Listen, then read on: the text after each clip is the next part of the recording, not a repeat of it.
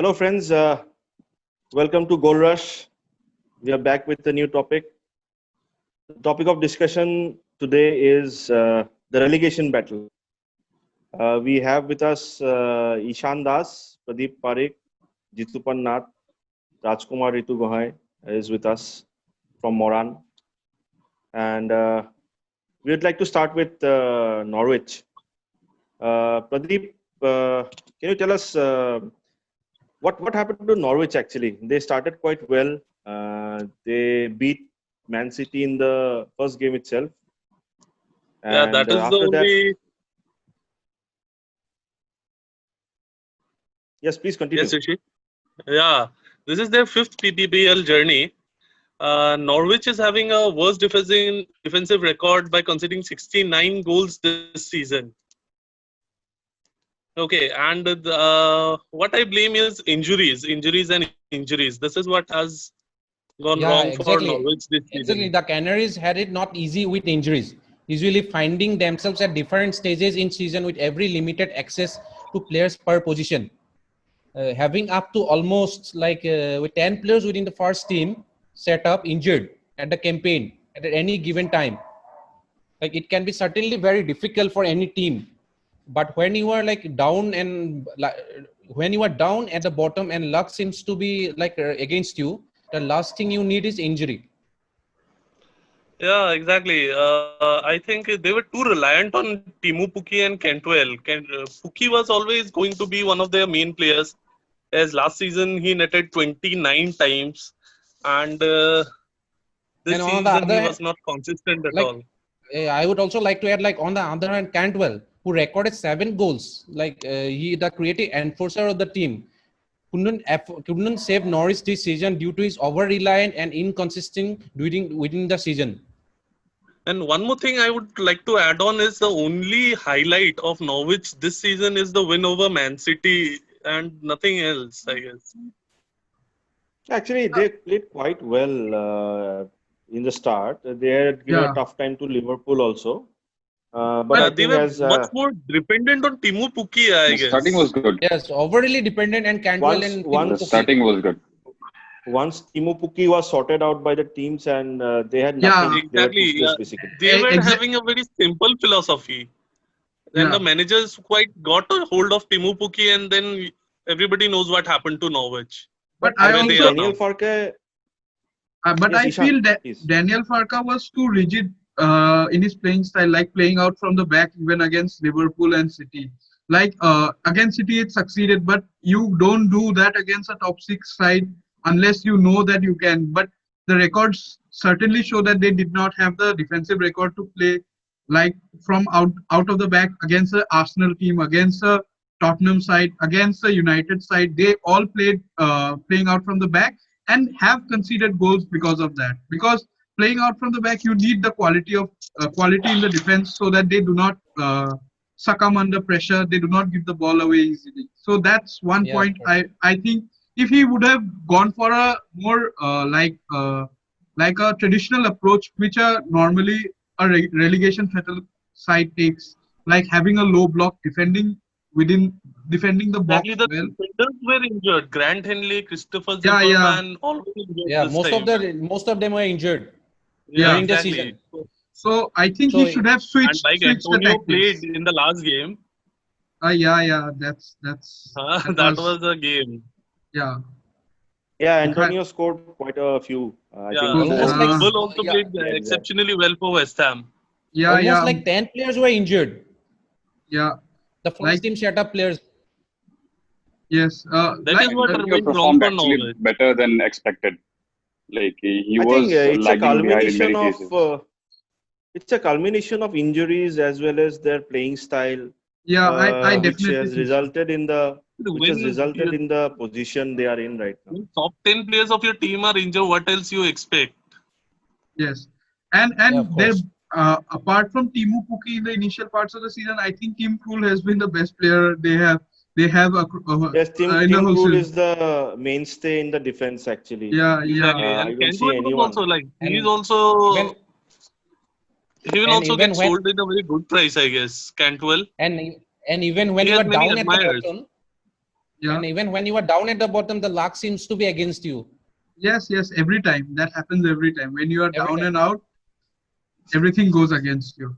Yeah. It's very hard to pull back, right? So, but then Norwich's defense, like mainly Tim Krul, he has been there for the team since the start. I've seen him stopping penalties maximum of He is times. a very It's been good good. shot Then stopper.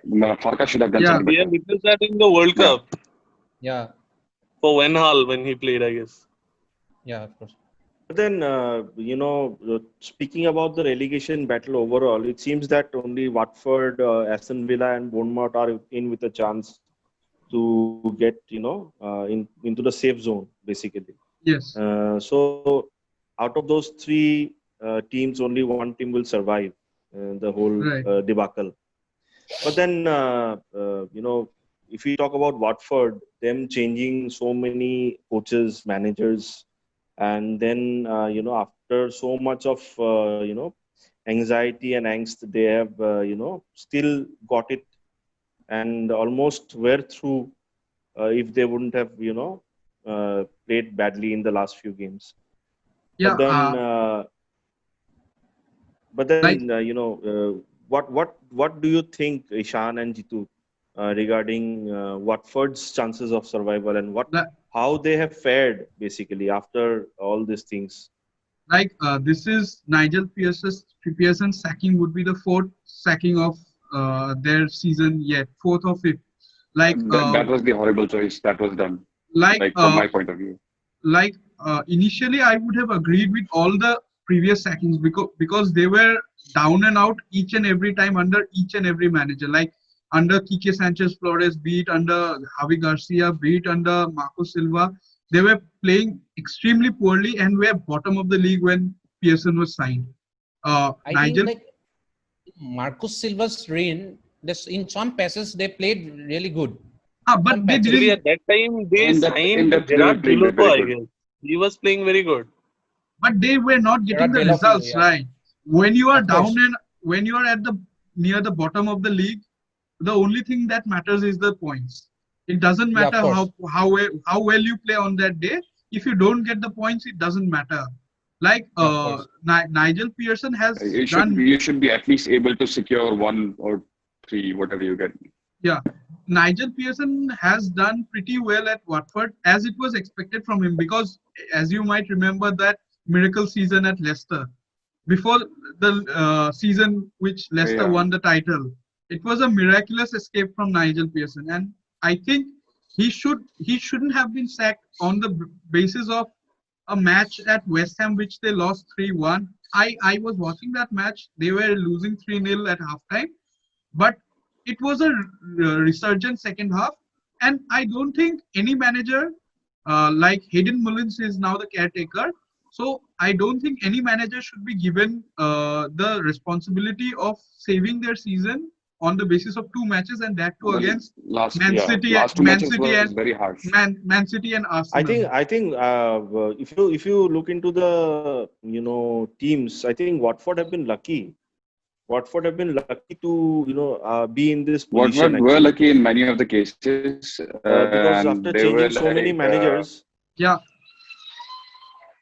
it is they were very lucky in many cases. But then continuously changing managers has been like Watford's game actually.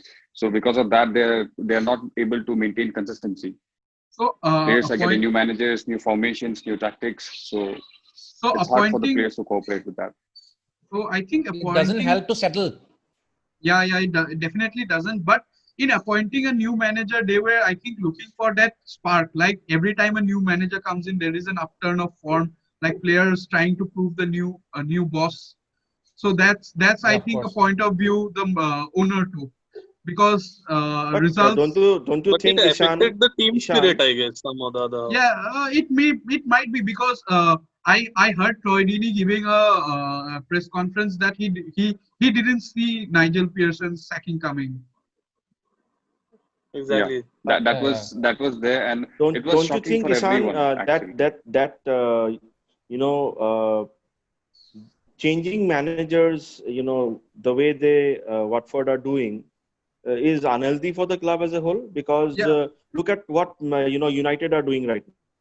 Before they were changing managers from Van Gaal to Mourinho, then Moyes, and now they've stuck with Ole because they think he might be doing a good job, and he is bringing consistency now. Yeah, sometimes it's unsettled the whole environment actually. Such things like changing the won't be able managers. to It happens to every club, You can look at Arsenal also. Players won't be able to cooperate every time. I feel what happens is that not only the manager's pedigree matters, but also the harmony in the dressing room also matters, according to me. Hello. Hello.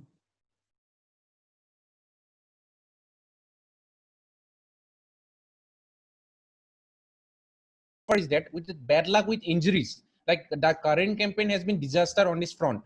For example, Charlie Daniels is out for like whole year, and while the likes of Joshua King, Jack Stacey, David Brooks, Joshua is not able to provide anything else.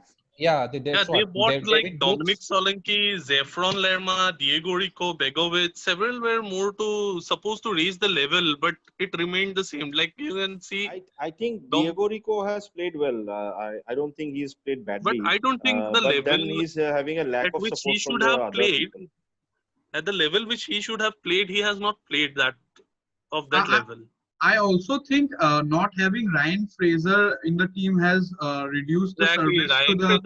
Fraser has affected the most. It has hampered their team. And like who is like Nathan Ake, Callum Wilson, Johnny Stenlas, and Steve Cook. You can add Kelly too. Nathan Ake is providing good football. Like, they have missed the best player of this season. He shows Bournemouth. something that is there. Ake has been the best player of Bournemouth. There is a news, I guess he will be transferred to Manchester City. It's a big possibility. Targeting him. It seems to be the case. Like something like 34 million or something. For 35 million, I guess. Yes, rumors are going on. Rumors are going on about this. And adding on Ryan Fraser, he has given 4 assists and created only 5 big chances. Can you imagine the Ryan Fraser's last season and this season? That has been yes, there has been a big drop in form actually. And he is a free agent now. He refused to sign Eddie Howe. So Eddie Howe was like forced to rely on youngsters more often. The youngsters have provided much to watch this time. A club like Bournemouth doesn't have the depth. Teams. And one more, I'll add on one. David Brooks was one of the key players for Bournemouth. Yes, he has disappeared totally. Of course, he has disappeared. He has lost his consistency. Actually, overall, if you look at Bournemouth, they have lost confidence. Major part. Yes, definitely. Bournemouth players have lost confidence. They have been constantly. They need a change of manager actually. I think it will benefit both Bournemouth and Eddie Howe if they now depart ways. Like after the season ends, I think Eddie Howe now needs a bigger platform than Bournemouth, because he has been a tremendous manager in my view. Because given his funds, given the he has signings, been there for 4 PL with Bournemouth. Yeah, this is 5th season of Bournemouth in the Premier League. This is 5th, in his first season, they were languishing down in League 2, near the bottom of League 2, and he has brought them up to the Premier League. That's an achievement that he should be proud of, and he has kept Bournemouth in the Premier League for 5 seasons. And despite this season, the past 4 seasons have been good football from Bournemouth. Every time I have seen Bournemouth play, they play good football, not like a team that should be near the bottom half of the table. Exactly. Even they don't have the depth to cope with such a disaster. Like it has affected the team's performance. And I think team which has been in the bottom is Aston Villa. Dependent on such players, and they didn't perform. This is what the reason why Bournemouth are in this place right now. Yeah, of course. The likes of Dominic Solanke, Jefferson Lerma. Dominic Solanke was there They to paid perform, good money. But, Yeah, they pay good money for that. Like Diego Rico, Esmail Begovic, and I think several more. their transfer signings were also a bit off because they let Tyrone Mings and Lys Mousset go to Aston Villa and Sheffield United. Villa and Sheffield. Lys Mousset has gone to Sheffield United, I think. Yeah, Aston Villa and Sheffield respectively. Like if you have seen Tyrone Mings and Lys Mousset perform, you'll know how much they would have improved this struggling Bournemouth side, I might add. And now Bournemouth are in such a phase that they have to rely on others to drop point. Yeah, Bournemouth. They have to wish that. And they have to win against Everton too, you know. Yeah, it's not easy. Yeah, they have to win against Everton, against the Toffees. Bournemouth needs to win it. They have no other option actually. No, it's out of their hands. They have to. Out of their hands. The fate is not in their hands. Everton has to put the last nail in the coffin, I guess. Team, if you look into the top, relegation battle teams, the most surprising team is Aston Villa. No. According to me, it's West Ham. It has to be West Ham. If you have a look at the squad that West Ham have, of course, it has to be West Ham. West Ham has been underperforming since a long time. Players like Felipe Anderson. After this lockdown, they just you can add him as well. But I think West Ham are safe. They are no longer part of the relegation. West Ham growing. But still, I think West Ham have been near the bottom for the entirety of the season. If you leave out the initial period, like they shouldn't have to fight for relegation. Like West Ham was the players that they have, be it Sebastian Haller, be it Michael Antonio, be it Bowen, be it Felipe Anderson, be it Mark Noble, like the players that they have. Even the January acquisition, Thomas Soucek. Yes, and I heard Soucek, yes, Soucek is a good player. Yeah, he recently signed a permanent deal. Like I heard David Moyes saying that without Soucek, I don't think he would have been able to keep West Ham alive. I personally like Yarmolenko a lot. Yarmolenko is a very good impact player, right? Nice dribbler. He's a nice dribbler actually. He is a very underrated. Yeah, and he has a terrific left foot. I must say, Lucas Fabianski has played a good role in West Ham's revival. I'm telling you. I like the guy Bowen. Jared Bowen is very good. He's very hardworking. He's fast. He's fast, very hardworking. He track back also. Yes, and he's not afraid to take on defenders actually. Even much to shine out there. He's not side taking. But the good thing about Aston Villa is they have kept faith in Dean Smith. That's the big plus point about Aston Villa is that they haven't sacked him because they had many opportunities to. This is the Watford were lacking. Sorry, my network. Even they have the legend John Terry in the After the restart, Jack Grealish has been ineffective. To say the least. Of course. Yes, I think what happened. No goals. No. I think there is a catch to that. What happens is initially during the start of the season, what happened was Jack Grealish was more playing as a free role towards the final third of the pitch. Nowadays, if you see Aston Villa play, what happens is Jack Grealish comes to the as a number 6 to the position of a number 6 to collect the ball from the defense and then go ahead. Because I think he's being starved of good possession. He's not being given the ball in positions where he might affect. Like if you had seen the match against United at Old Trafford, where Grealish scored a worldie from the left-hand side, coming in from the left-hand side.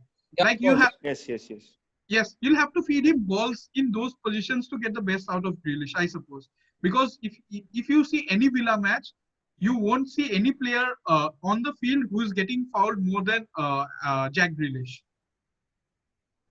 Yeah, of course. He's the most foul player in Premier League, I guess. He's the backbone for the West only Ham. reason, the only reason I can think that Aston Villa has changed it, I think, because of the cover he provides when he's on the left hand side. Yeah. What happens is when he goes all out and he gets a free roll, Aston Villa are left exposed to the left hand side, and that's where most of the goals have been scored. And I think they have tried to block it, and hence made Jack Grealish redundant. But then they have been getting results. It's a team game, so if you need to sacrifice a few people, it doesn't matter. But then they have got results. They've beaten Arsenal also. Yeah, they have beaten Crystal Palace recently. Yes. In the last 3 matches, they have got 2 wins and a draw. I think for a team that was at 19th position a couple of days ago, that was a brilliant result for them. But conversely, I also think whether or not Villa stay up, I don't think Jack Grealish is going to be there next season. That's Jack Grealish another has thing. to come That's out, another actually. thing. That's another thing. But then actually the thing is that Villa has given themselves a fantastic chance of survival by beating Arsenal to climb into 17th position. Yeah, definitely. Yes. They have that was a good thing. That was a big match for them. Big win. I think if you look into the last 6 positions, Brighton and West Ham, although they've escaped the relegation this time around, but then they have been susceptible to counter attacks and good possession play, and these 2 teams have survived. But then they are also they have recovered, but then their game style or their positional play or whatever they are doing, they have yet to prove themselves. It's not they have yet to prove themselves.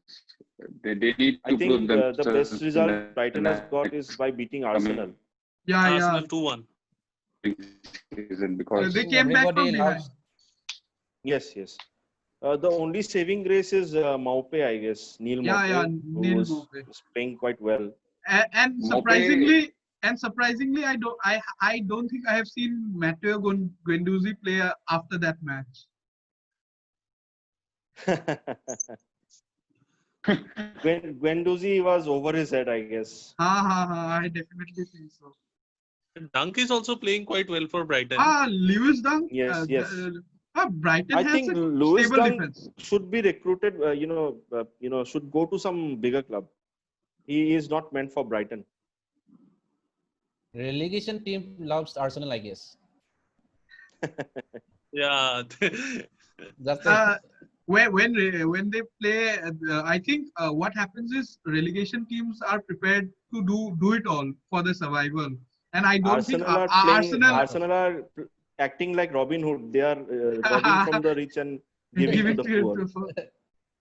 Yeah, of course. Maybe they are taking it very casual in case of I don't think Arsenal has that backbone to play against a team that is determined to fight for the survival. I simply don't think that Arsenal have a strong enough backbone through the team. Mentally, I don't think Ishan, thank God there are no Arsenal supporters in this panel. No, they would have.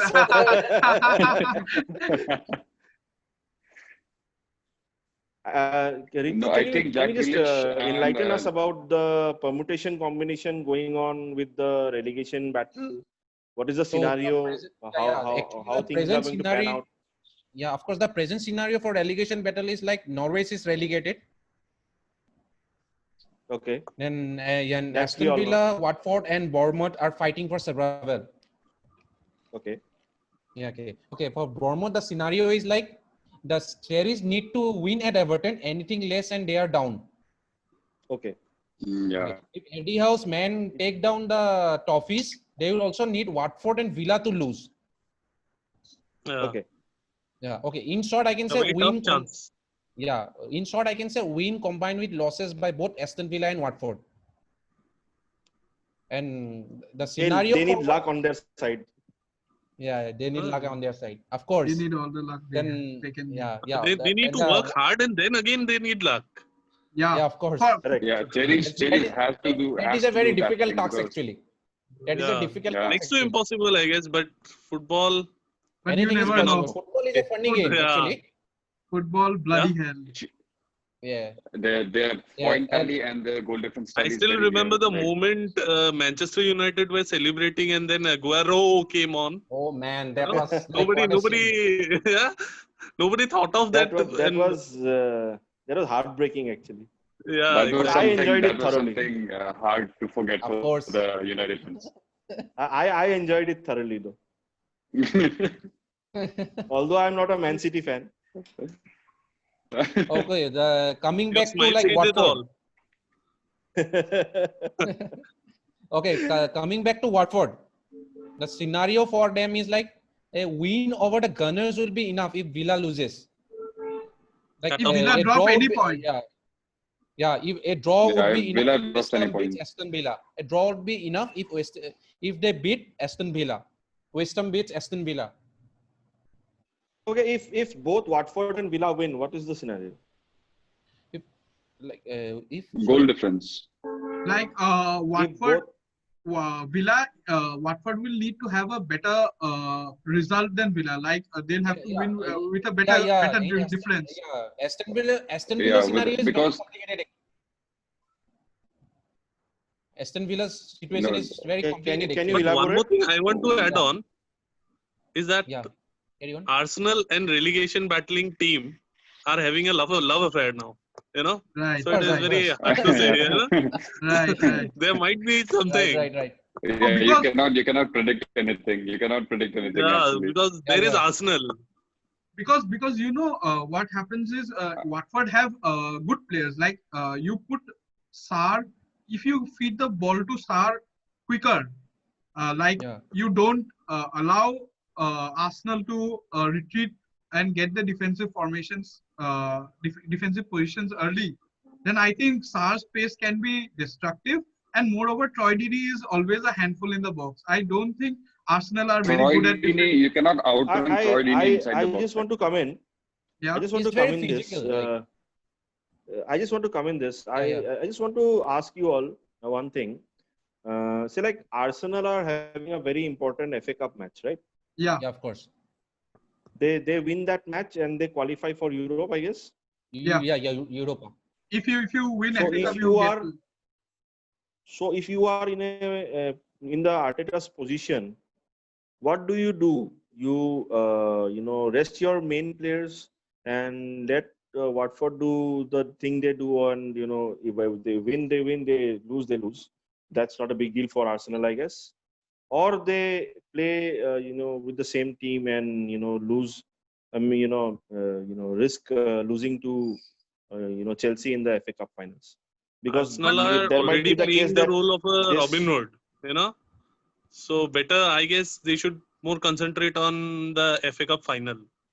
Because I think that is more important, right?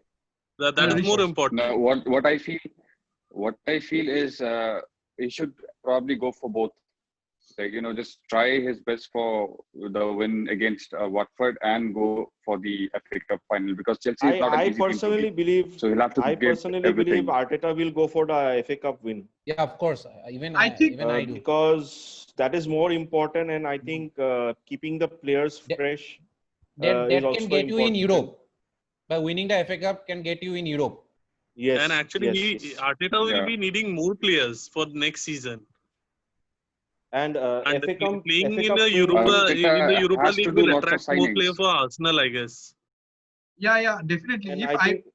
If I was Mikel Arteta, I would definitely rest Aubameyang, because without him, I don't think where Arsenal are going to get the goals from in the FA Cup final. Because without Aubameyang, I don't think there's a world-class player in the Arsenal squad except for Aubameyang. Because of course. The goals he gets, the Lacazette numbers has performed very poorly. Because the numbers that Aubameyang gets is like I don't think there's any Arsenal player which can even get close to that number. I think. And defense of Arsenal is, my God. But that's a very like a sinusoidal curve. Like they have their peaks and they have their troughs. if you have seen the Man City match, they defended brilliantly. David Luiz was on his game. But then again, against Villa, they were poor, both in the offensive and the defensive side. Ishan, I think David Luiz is two-faced. Yeah, definitely. You can't predict which one is going to turn up for the game. I think he has something in breakfast that might hamper him. I don't know. But frankly speaking, if you look into the relegation battle, I guess Watford has the best chance to qualify. And the thing is that Villa needs a little bit more. Like Villa needs a little bit more than a win. Villa has a great chance. Best players. Yeah. I think Arsenal Villa needs a little bit more. Yeah, of course. But similarly, West Ham also don't have anything to play for. Yeah. West Ham is... I think Aston Villa will be putting more effort to it because they need to outrun Watford. And they have to put themselves, secure themselves for the next season. West Ham would like to finish the season on a high note. Yeah, that's exactly. that to everyone would like, but just to attract players. Just to attract players. The thing is, why I said Watford would have an easier game, because I think West Ham, as Ritu said, will be trying to finish on a high note. Yeah. And obviously, Arsenal have a problem of a plenty. So like they need to have a look out for the FA Cup final also. So I think they will rest players. Most of the players. Yeah, Arteta will rest players. Players like Aubameyang. West Ham will not. We cannot actually think.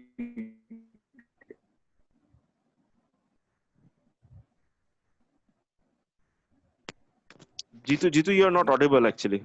Yeah, Jitu, you are not audible. I personally think there's a network issue in Jitu's putting that much of effort because they have FA Cup coming up and you take Watford. I think so. My network is very, I guess so. Is it audible now or something? Yes. Just to sum it all up, who do you think will survive? I think everyone. I will go with Aston needs to share their opinion. Pradeep. Yeah, Aston Villa is. Ishan. I think Watford get a draw, and Aston Villa would better that result. Like if Watford get a 1-1, Aston Villa would get a 2-2. I think Aston Villa stay up. I would give my vote to Aston Villa to beat the draw. And Jitu? Hello? Yeah. I think Jitu's Hello, Jitu. Network connection is... Someone's internet connection is unstable. No, Jitu has dropped out. Right? Jitu has dropped out. Like I would say like Norwich, Bournemouth and Watford. Aston Villa to stay. I would go for Aston Villa. I personally believe that Watford are going to win against Arsenal, and I think Watford are going to stay and Aston Villa will go down with Bournemouth and Norwich. One more thing I would like to say. One more thing I like to say. Like Arsenal will last match is at home, like right? Yeah, they don't want. Yeah, they want. It's at the Emirates. Them to move. Yeah. The thing is, all the three relegation certain teams are playing away. Yeah. But there is a lead chance of Bournemouth to qualify. So Bournemouth and Norwich are done in the slim chance of qualification. Yeah, exactly. But again, miracle do happen. Miracles do happen in football. Football is a funny game actually. But I don't think this time it will happen. Is Jitu back? Yeah, Jitu's back. I guess so. Yeah, are you able to hear me? Yeah, of course now. Yeah, Jitu, who do you think is going to, coming back to this question, who do you think is going to stay up, Jitu? Okay, putting Arsenal in context, I would say that they are very consistent in losing to relegation teams. So I wouldn't be putting forward Aston Villa in the money. I would put Watford there. And Watford, I guess they should win. And if in case was Watford and Aston Villa draw or do anything, Bournemouth, I don't see Cherries going there next season. Cherries have the least possible chances. They can just perform well and hope for the best that both of the other teams. I also agree with Jitu, and I think Watford will win against Arsenal, or at least get a point. I think because they Arsenal might is basically preparing for the FA. So if we put FA into context and this season, being in Arteta's place, I would actually put forward this Watford game more, because I would consider this more important, because by this game I would be getting actually something better for FA, like the confidence that I need to get, and the players, like, they need to have a different mentality, like playing games and everything. But if you prepare for FA Cup, Chelsea is not an easy team to win. Putting Lampard out there, he has and they need fresh experience legs. in FA. Exactly. With Captain America in their side. Yeah. So you can think, like, and Lacazette is not there at his best performance. You cannot expect anything out of Aubameyang unless he's fed the ball. So he's the only good performer out there in Arsenal team, I guess. So I would put my money on Watford for this relegation battle. And Cherries, Aston Villa hope so they do well in against West Ham. But West Ham will be putting a full stop to their season with a good run. So let's see. Anyways, I think we should end on a high note. And of course. Thank you guys for the discussion. We had a nice discussion. Thank you today. very much. It was lovely talking to you. Thanks for giving your hard-earned time. See you guys later, and we'll keep on. Hope we meet again soon. Videos. Certainly. Thank you, Rishida. Certainly. Yeah, we hope to meet you soon, guys. Thank you. Rishi. Thank you. Thank you. Thank you, Ishan. Thank you, Pradeep, Parekh. Thank you, Ritu. Thank you, everyone. Thank you, everyone.